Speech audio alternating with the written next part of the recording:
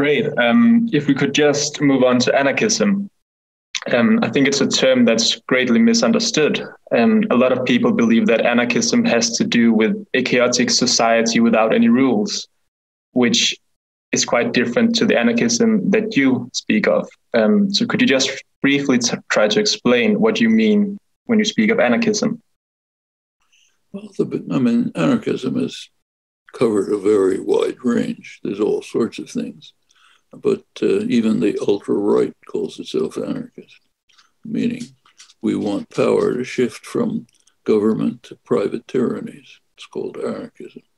But the mainstream, and the kind I think we should take seriously, has been based on a very simple principle, basic principle.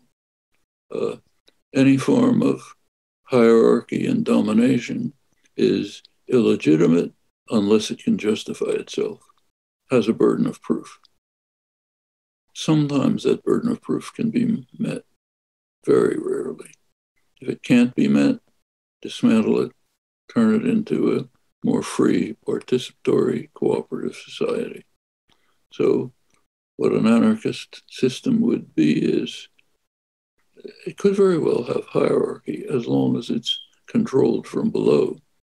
Like if I need surgery, I go to a doctor, not a carpenter. That's hierarchy. But I choose that. He's a doctor by virtue of my decision, our decision collectively, that some group of people can gain skills that the community needs. Okay, so as long as responsibility is vested in the democratic participatory community in every institution, in the workplace, in communities everywhere, then we're moving towards a free and just society. It can be a highly organized society. Can be a lot of planning about how we should distribute resources, what our policies ought to be. It should be, in fact, international in scope, ideally. But rich, complex organization, but based on popular democratic control and meeting the condition that any form of hierarchy that can't justify itself has to be dismantled in favor of more freedom. Then you can spell that out in many detailed ways. First and foremost, getting rid of private tyrannies, I suppose.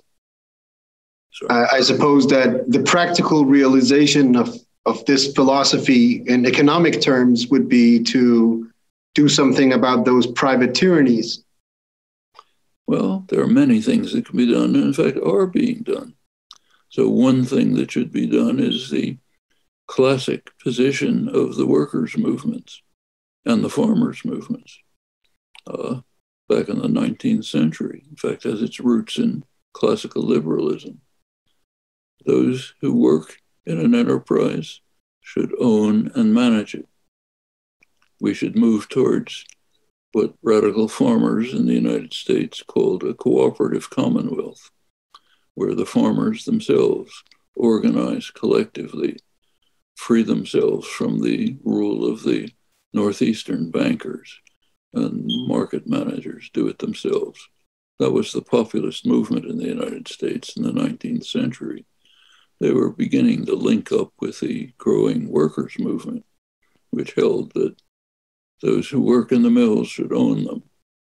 No one has the right to expropriate the labor of someone else. This is actually classical liberalism. You go back to somebody like Wilhelm von Humboldt, one of the main founders of classical liberalism, said that a peasant who works the fields has more right of ownership than the landlord who sits in some palace somewhere. That's classical liberalism. Abraham Lincoln in the United States was classical liberal. For him, and indeed for the Republican Party, what they called wage slavery, subordination to a master, is just like slavery, except that it's temporary till you can free yourself. Now, there's a little difference. He talked about individual freedom. The farmers and workers talked about collective freedom, a cooperative commonwealth. That's a difference. But other than that, the roots are in the classical idea goes way back to the Romans, that subordination to a master is a fundamental attack on basic human dignity and human rights. That's been beaten out of people's heads by a century of propaganda. Now it's supposed to be a wonderful thing if you can subordinate yourself to a master for most of your working life. It's called getting a job. It was considered a horrible attack on human dignity for millennia, literally, up through the 19th century. Taken a lot of work to impose on people the belief that it's a wonderful thing to spend your waking hours following somebody else's orders, and doing it in a way which is actually more extreme than totalitarian states. Like Stalin couldn't tell you that you're allowed to go to the bathroom for 15 minutes at 3 p.m. He couldn't do that. That's what's called getting a job. What kind of clothes to wear, if you're in an Amazon warehouse, what path to take between two spots.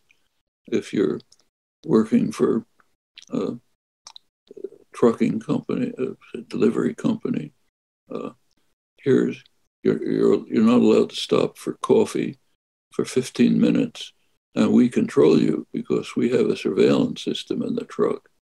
So if you do that, you get a demerit. To a couple of them, you get thrown out. That's called getting a job, subordinating yourself to a master. Well, not only the anarchists, but even the socialist movement, when it used to be a real movement, took that as its slogan. Workers' control of enterprises was the basis for the traditional socialist movement. It's long changed from that. But I think all these ideas can be reconstructed quickly. They are to a certain extent. There's worker-controlled enterprises, cooperatives, localist initiatives developing, which are sort of pieces of a more free and just society, which would follow general anarchist principles. I think unfortunately, this cannot happen in time to deal with our immediate crises. Timescales are wrong. The immediate crises of survival, will have to be dealt with within more or less the existing institutions. They can be modified, but they're not going to be fundamentally changed in time to deal with the crisis. That doesn't mean you stop working on the long term. You do it, changes consciousness, changes understanding, builds elements of freedom within a highly repressive society, but can be done. But the immediate crises are going to require working with the institutions that exist, may be modified, but basically them. We're stuck with that. And I'm afraid I'm stuck with the fact that I have to get off. I have another interview coming. Thank you so much for your time, Professor Chomsky. It's been a true privilege to talk to you. We're not going to hold you up any longer, but the text behind you, is that the quote from Bertrand Russell? There's a text behind you. Is that a quote from Bertrand Russell?